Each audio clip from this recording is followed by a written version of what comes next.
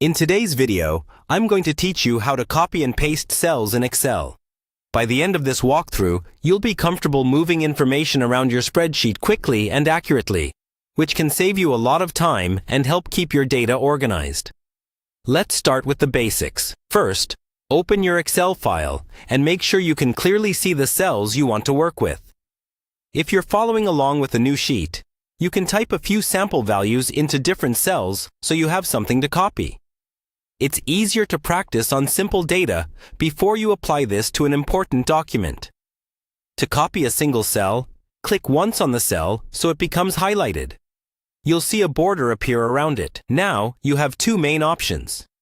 You can right-click and choose Copy from the menu, or you can use the keyboard shortcut Ctrl+C on Windows, or Command+C on a Mac. When the cell is copied, you'll usually see a moving dashed border around it, which tells you it's ready to be pasted. Next, decide where you want that information to go.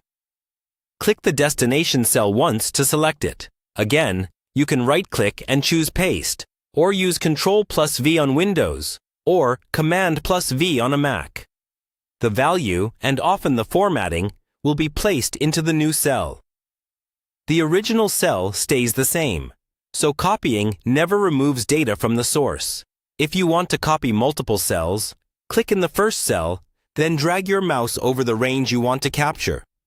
Release the mouse button when the full area is highlighted. Just like before, right-click and choose Copy, or use the keyboard shortcut.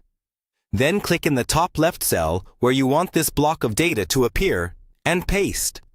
Excel will place the copied cells in the same shape and order as the original selection. You can also copy an entire row or column. To copy a row, click the row number on the left to select the whole row. Copy it. Then click another row number where you want it to go and paste. For a column, click the column letter at the top. Copy. Then click the destination column letter and paste. This is useful for duplicating structures like headers or repeated layouts.